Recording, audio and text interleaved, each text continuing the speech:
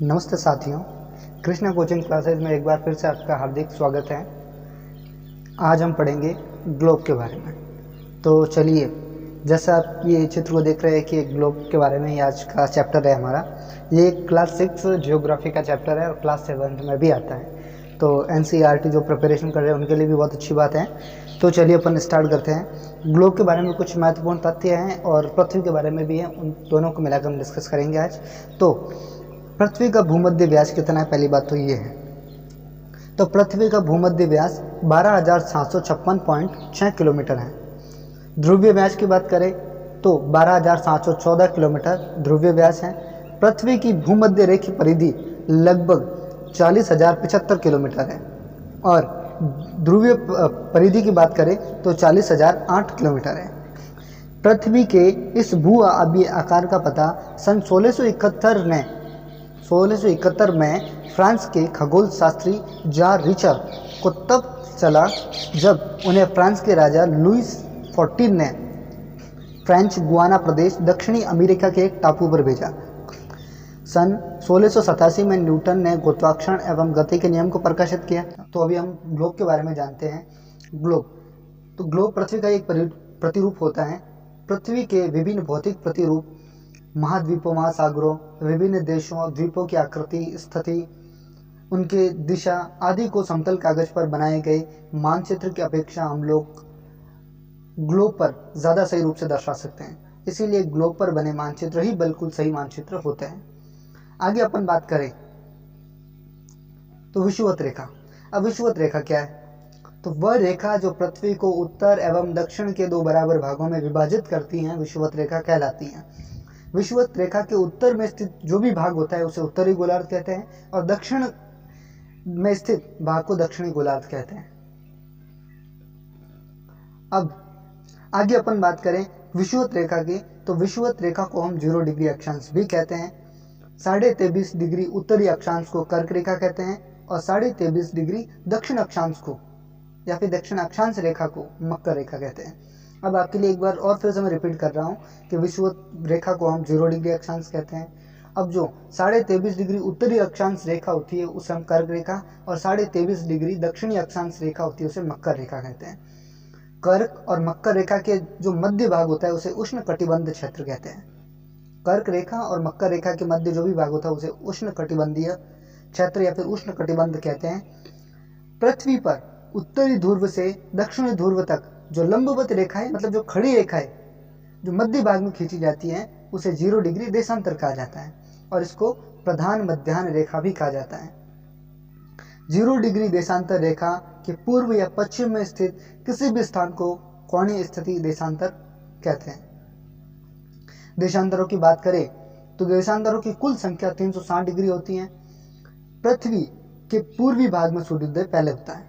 तो ये आपको पता होना चाहिए कि पृथ्वी के कौन से भाग में सूर्योदय पहले होता है। तो पृथ्वी के पूर्वी भाग में सूर्योदय पहले होता है। अब अपन बात करें तो पृथ्वी 24 घंटे में एक घूर्णन को पूरा करती है और इस प्रक्रिया में पृथ्वी अपने अक्ष पर 360 डिग्री घूमती है। हालांकि 24 घंटे में पृथ्वी 360 डिग्री घूमती है तो 1 घंटे में 15 डिग्री घूमेगी। तो इस प्रकार पृथ्वी को 1 डिग्री घूमने में 4 मिनट का समय लगता है। अब सूर्य की किरण को एक देशांतर से दूसरे देशांतर पहुंचने में भी 4 मिनट का समय लगता है। हालांकि 360 डिग्री का देशांतर है। अब 360 डिग्री का देशांतर होगा तो अगर 360 डिग्री घूमने में 24 घंटे लगते हैं तो 15 डिग्री घूमने में 1 घंटा लगेगा। तो उसी प्रकार 1 डिग्री घूमने में 4 मिनट का समय लगेगा। तो सूर्य की किरण को एक देशांतर से दूसरे देशांतर में पहुंचने पर 4 मिनट का समय लगेगा। 180 डिग्री पूर्वी देशांतर व 180 डिग्री पश्चिमी देशांतर की रेखा एक ही होती है, जिसे हम अंतरराष्ट्रीय तिथि रेखा के नाम से जानते हैं। पृथ्वी की बात करें तो पृथ्वी 2 प्रकार की गतियां करती है। एक गति होती है जिसे दैनिक या घूर्णन गति कहते हैं। दूसरा होता है जो वार्षिक या परिक्रमण गति होती है।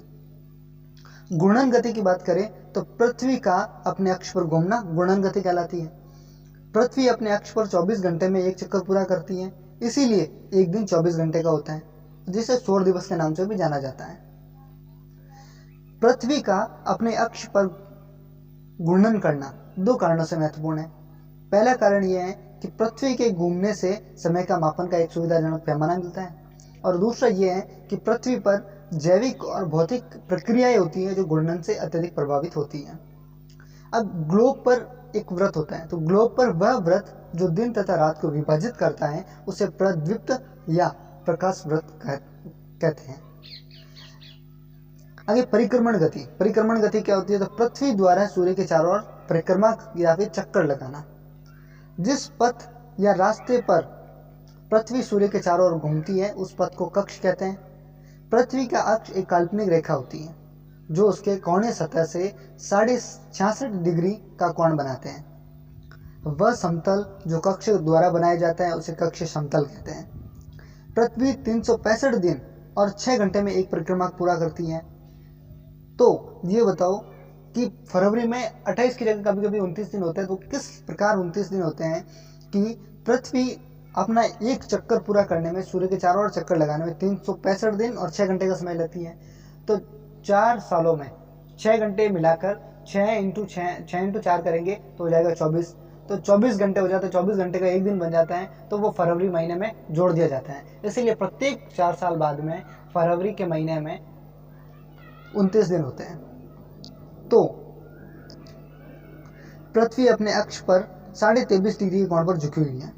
अब पृथ्वी पर एक वर्ष में मार्च माह से सितंबर माह के बीच सूर्य की सीधी किरणें उष्ण कटिबंधीय क्षेत्र अर्थात विषुवत रेखा और कर्क रेखा के मध्य गिरती हैं।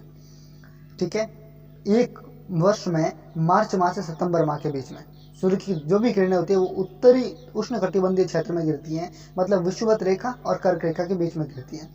इस समय क्या होता है, उत्तरी गोलार्ध में गर्मी होती है और दक्षिणी गोलार्ध में शीत ऋतु होती है। सितंबर माह से मार्च माह के बीच सूर्य की सीधी किरणें दक्षिण उष्ण कटिबंधीय क्षेत्र अर्थात विषुवत रेखा और मकर रेखा के मध्य गिरती हैं। उस समय उत्तरी गोलार्ध में शीत ऋतु होती है और दक्षिणी गोलार्ध में ग्रीष्म ऋतु होती है। 21 मार्च को सूर्य की सीधी किरणें विषुवत व्रत पर होती हैं, जिस दिन पृथ्वी पर दिन और रात दोनों बराबर होते हैं, जिसे उत्तरी विषुव या वसंत विषुव कहते हैं। इस समय ना तो अधिक सर्दी होती है और ना ही अधिक गर्मी होती है। 21 जून को सीधी किरणें कर्क रेखा पर गिरती हैं। उस दिन उत्तरी गोलार्ध में तो सबसे लंबा दिन होता है, लेकिन दक्षिणी गोलार्ध में सबसे लंबी रात होती है। इसका यह मतलब है कि 21 जून को उत्तरी गोलार्ध में सबसे लंबा दिन होगा और सबसे छोटी रात होगी। उसी प्रकार दक्षिणी गोलार्ध में 21 जून को सबसे लंबी रात होगी और सबसे छोटा दिन होगा। इसे उत्तरी अयनांत कहते हैं। 23 सितंबर को सीधी किरणें फिर से विषुवत रेखा पर गिरती है और इस दिन पुनः पृथ्वी पर दिन और रात बराबर होते हैं। इसे दक्षिणी विषुव कहते हैं। उत्तरी गोलार्ध में शीत ऋतु होती है और दक्षिणी गोलार्ध में वसंत ऋतु होती है। 22 दिसंबर को सीधी किरणें मकर रेखा पर गिरती हैं। इस कारण दक्षिणी गोलार्ध में सबसे लंबा दिन होता है और सबसे छोटी रात होती है, वही उत्तरी गोलार्ध में सबसे लंबी रात होती है और सबसे छोटा दिन होता है। इस समय दक्षिणी गोलार्ध में गर्मी होती है और उत्तरी गोलार्ध में सर्दी होती है। आगे अपन बात करें तो सूर्य ग्रहण क्या होता है, तो पृथ्वी एवं चंद्रमा के अपनी कक्षा में परिक्रमण के दौरान एक स्थिति ऐसी आती है जब सूर्य, चंद्रमा और पृथ्वी एक सीध में आ जाते हैं। ऐसी स्थिति में जब चंद्रमा पृथ्वी एवं सूर्य के मध्य आ जाता है तब सूर्य से आने वाली किरणें चंद्रमा द्वारा अवरुद्ध हो जाती हैं, जिससे किरणें पृथ्वी पर नहीं पहुंच पाती हैं और इस स्थिति को सूर्य ग्रहण कहते हैं। चंद्र ग्रहण की बात करें तो इस प्रकार जब पृथ्वी, सूर्य एवं चंद्रमा के मध्य आ जाती हैं तब सूर्य से आने वाली किरणें पृथ्वी द्वारा बाधित हो जाने के कारण चंद्रमा तक नहीं पहुंच पाती हैं और इस स्थिति को चंद्र ग्रहण कहते हैं।